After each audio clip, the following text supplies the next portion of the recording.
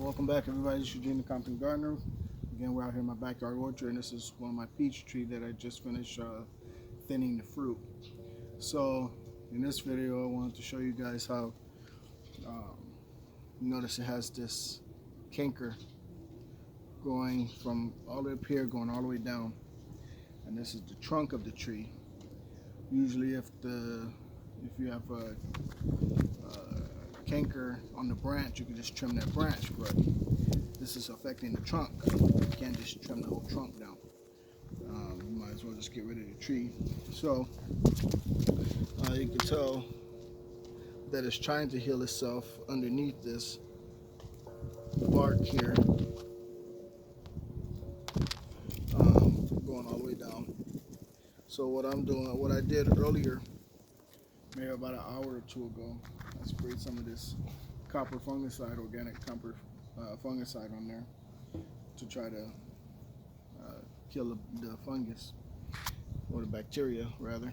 So what I'm going to do right now is kind of open it up, the dead bark on there, remove some of that dead bark so it can get some airflow in here, and then I'll spray it one more time. It's my first time dealing with this issue. Usually my peach trees don't give me any problems, not even leaf curl, but for some reason this one here was more susceptible to it. Could have been from a pruning, could have been an open cut that allowed the bacteria to come into the bark here. So unfortunately, we're dealing with this. You gotta just make sure that I keep it kind of away from my other stone fruits. If it doesn't heal or stop spreading, then I'll probably end up getting rid of it just to reduce the chances of spreading, because I do have about 7 or 8 other stone fruit trees in my yard, so I don't want it to spread to those either. So luckily this one itself is in a pot, so I can move it. Some people may have it in the ground, which will be a little more difficult. Mine is in the pot. So once I'm finished spraying it, I'm gonna let it sit for maybe an hour or so, and then I'm gonna put on some of this Ivy Organic just to protect the bark from sunburn, since I'm opening it up, exposing it to a bunch of different elements here. I'm gonna add this up there to protect it while it heals. I'll give you guys a little pan around so you can see what it is that I'm doing here.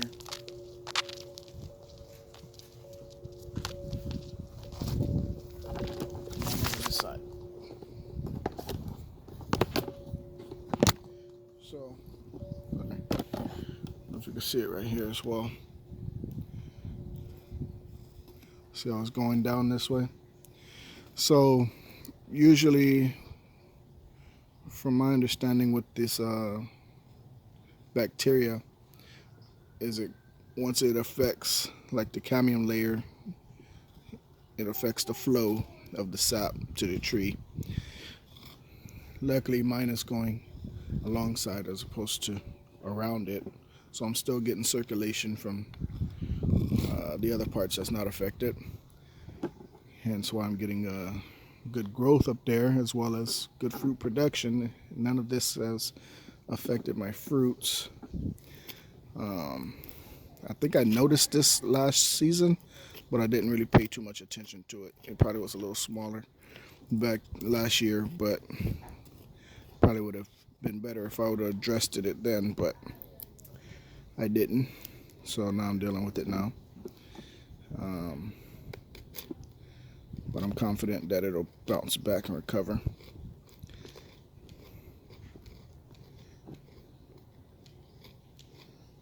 If not, then I have no problem getting rid of it before it spreads to other trees.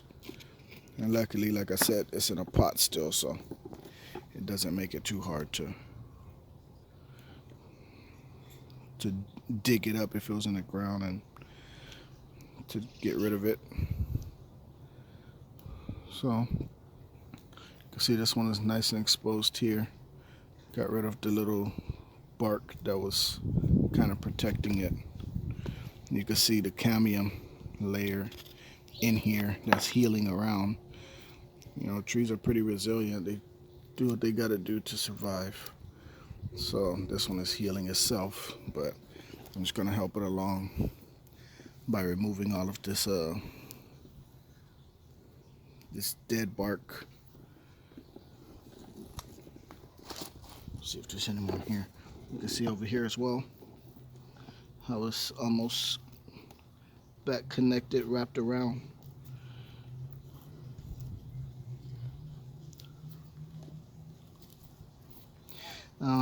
This could also spread if you don't clean your tools. Your pruners, you should always make sure that you're sterilizing your pruners in between cuts. So if I were to cut here, if this was a branch and I would trim the branch and then go cut one of my other stone fruit, I would have a problem. I would be spreading it to the other stone fruit, but I'm not going to be doing any cutting because this is on the trunk.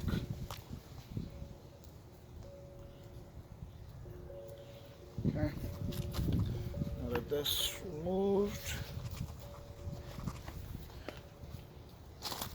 go ahead and spray it down.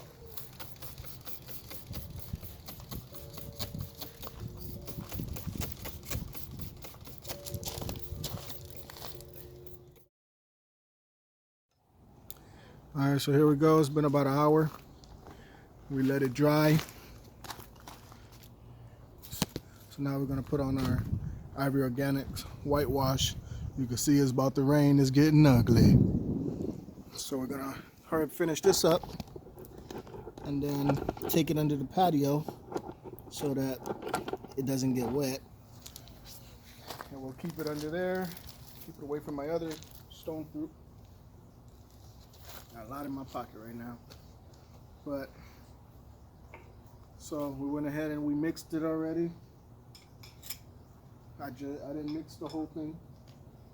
I didn't mix the whole thing. I just put a little bit in there, put a couple drops of water, just kept mixing, put a little bit more water until I got the consistency I wanted. Now, the reason I don't put the whole thing is because I think it only lasts about 24 hours or so, and I'm not going to use all of that. I just need a little bit for this tree here.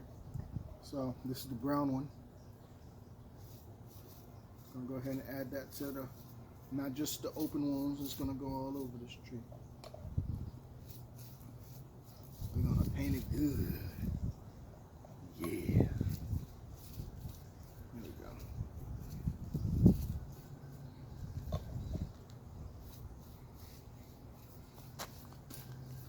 And the reason I'm doing this right now is because, as you've seen, I just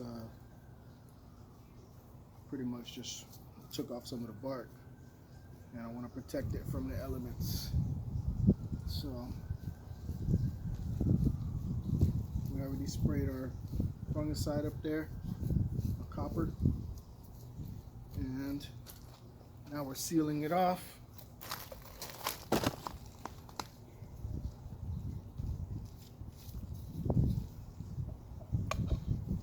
This is not a light application. I'm putting it on a little thick here. I want it to get all in there. Yes, sir. Get in all the holes. No such thing as too much. But we also don't want to waste it. That's why I just put a little bit, let it get underneath it.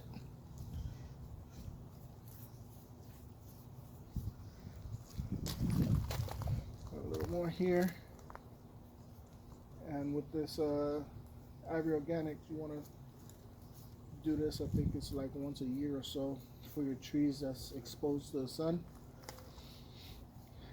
But we'll see how long this one lasts up there. You can see this trunk here, the way it's shaped, the sun just hits it. There's no leaves here to protect it. So we definitely want to make sure, the camera here, that we're getting it all.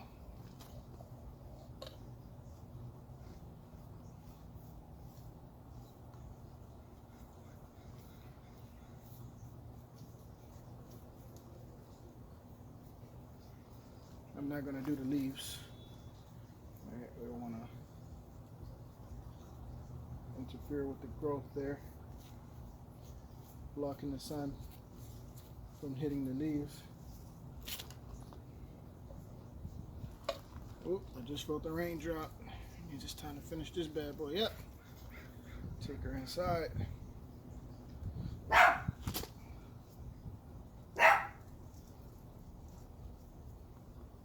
Dad's dog in the background. My dad left me here, so I'm dog sitting. I feel like he owns the yard.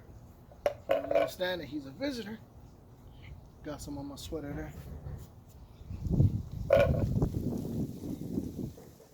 Oh yeah, that weather's coming.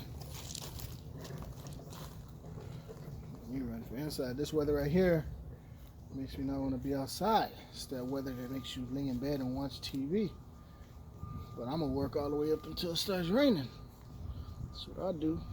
I love the outdoors. That's why I'm not a fan of the rain like that.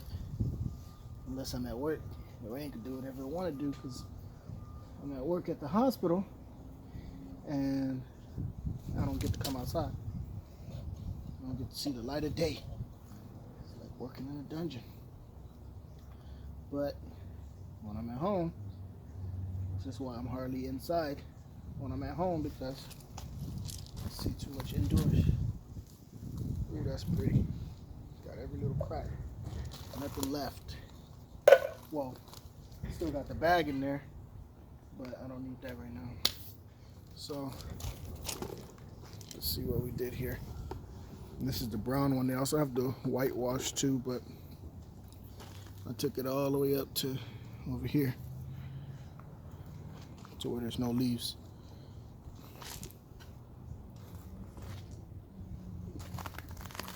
Now we gotta get it out of the rain so the rain don't come and wash it away. And also I'm gonna keep it out of the rain so that water don't get into those wounds that we created. And that's to help it heal, hopefully. So let's take old Bertha up out of here. Here we go. I'm gonna set it right next to my patio garden here. It's not really a patio garden. It's just my plants, my young plants that I have out of direct sunlight. So now this one gets to join them. That'll be fine right there. Let that dry up, and that's pretty much it. See how well this Ivory Organics work. I Kane over there eating the tree collards. She takes care of the bottom, and I'll take care of the top. But anyway, let me get on inside before I get sick out here. See y'all in